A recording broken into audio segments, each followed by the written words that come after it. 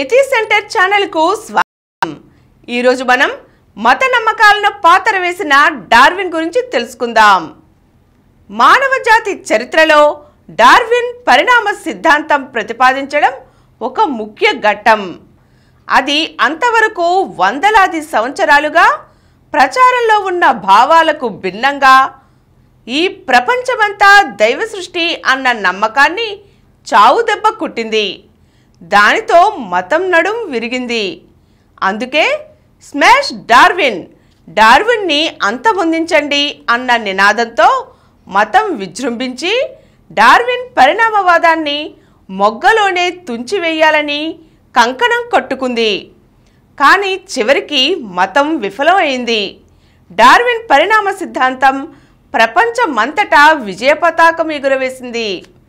అంధకార బంధురమైన మధ్యయుగంలో మతం ఇనుప సంకెల్లో నలిగిపోయిన సైన్స్ ఆధునిక యుగంలో రినెసాన్స్ ప్రారంభం కావడంతో బయటపడాలని తహతహలాడింది। వేలాది సంవత్సరాలుగా ఉన్న మత నమ్మకాలపై, గురుడ్డి విశ్వాసాలపై కోపర్నికస్, గెలీలియో తమ ఖగోళ శాస్త్ర పరిశోధనల ద్వారా విపరీతమైన దాడి చేశారు। సత్య శోధకుడైన బ్రూనోను సజీవంగా దహనం చేసిన గెలీలియోకు యావజ్జీవ కారాగార శిక్ష విధించిన ఖగోళ శాస్త్రంలో పరిశోధనలు అప్రతిహతంగా ముందుకు సాగాయి। తాను పట్టిన కుందేలుకు మూడే కాళ్ళు అన్నట్లుగా మతం మంకుతనంతో వ్యవహరించిన విజ్ఞాన క్షితిజం విస్తరిల్లడంలో అంతరిక్ష రంగంలో మతాంధకారం కనుమరుగైపోయింది। దానితో దెబ్బతిన్న బెబ్బులివలే ఉన్న క్రైస్తవ మతం జీవశాస్త్రాలు మానవ సంబంధాలలోనైనా తన మాటకు తిరుగు ఉండరాదని చండ శాసనరాల్లాగా వ్యవహరించడం ప్రారంభించింది। అనాటమీ, ఫిజియాలజీలకు పితామహుడుగా కీర్తింపబడుతున్న వెసాలియస్ మానవ శరీరాన్ని కోసి చూసినందుకు గాను మతం క్రూర నిర్బంధాలకు గురి చేసింది।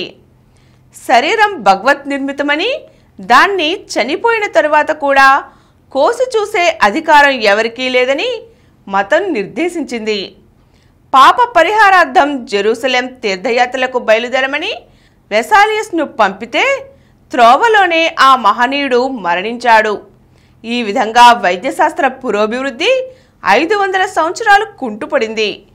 మతం కనుసన్నల్లోనే, మతం నిర్దేశించిన పరిధిలోనే దైవదృష్టి సిద్ధాంతాన్ని ఆమోదిస్తేనే సైన్స్ ముందుకు సాగాలని ఆదేశించి సైన్స్ అప్రతిహతంగా పురోగమించకుండా మతం అడ్డంకులను పెట్టింది। అయినా సైన్స్ మతంతో పోరాడుతూ ముందుకే సాగింది। దానితో 18, 19 శతాబ్దాలలో తన అస్తిత్వాన్ని కాపాడుకునే ప్రయత్నంలో మతంలో మరింత మూఢవాదం ప్రబలింది। దీనినే రిలీజియన్ రివైవలిజం అంటారు।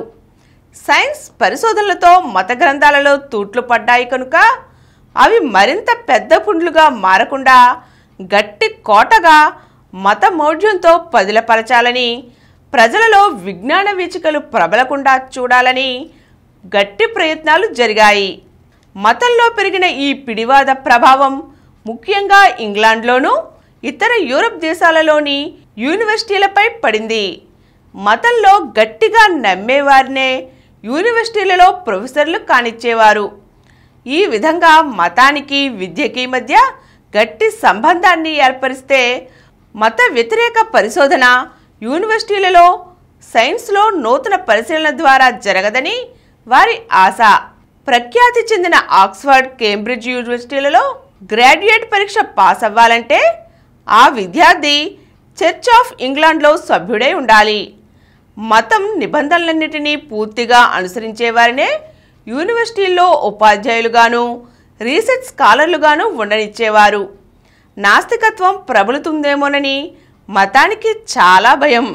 అందుచేతనే ఆంగ్ల మహాకవి షెల్లీ రచించిన ద నెసెసిటీ ఆఫ్ ఎథిజియం, నాస్తికత్వం ఆవశ్యకత అన్న పుస్తకాన్ని 1811లో ఆక్స్ఫర్డ్ యూనివర్సిటీలో విద్యార్థిగా ఉండగా దానిని రచించిన నేరానికి ఆక్స్ఫర్డ్ యూనివర్సిటీ నుండి అతన్ని తక్షణం వెళ్ళగొట్టారు। షెల్లీనే కాదు, అతని స్నేహితుడు హేగ్ను కూడా షెల్లీకి సహకరించినందుగా బహిష్కరించారు। షెల్లీ పుస్తకాలన్నిటినీ నిషేధించారు। ఎన్నింటినో తగలబెట్టారు. మత గ్రంథాలలోని మహిమలన్నీ యథార్థమని, జనం చేత, చదువుకున్న వారి చేత నమ్మించాలని మతం తపన.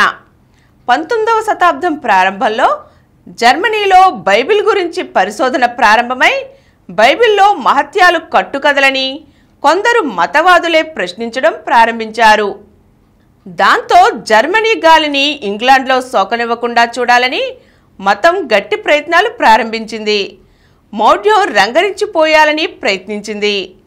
అయితే మరోప్రక్క సైన్స్ పెరుగుతున్న కొద్దీ చదువుకున్న వారిలో మతం పట్ల అభిమానం తగ్గుతూ వచ్చింది. పైకి ప్రతివారు మతాన్ని అనుసరిస్తున్నట్లుగా బుర్ర ఊపుతున్నా యథార్థానికి మతంలో నమ్మకం సన్నగిల్లడం ప్రారంభించింది. లిబరల్ భావాలు గలవారు కొందరు అజేయవాదానికి దగ్గరగా రావడం ప్రారంభించారు. ఇటువంటి వారికి గట్టి పునాదిగా చార్లెస్ డార్విన్ ప్రపంచ పర్యటన నిలిచింది. చార్లెస్ డార్విన్ తన విస్తృత ప్రపంచ పర్యటన ద్వారా సేకరించిన ఆధారాలతో పరిణామ సిద్ధాంతాన్ని ప్రతిపాదించడానికి పూనుకున్నాడు. ఈ విధంగా డార్విన్ తన పరిణామ సిద్ధాంతాన్ని ప్రతిపాదించడం ప్రారంభించిన తరువాత ఏం జరిగిందో మనం వచ్చే ఎపిసోడ్లో తెలుసుకుందాం.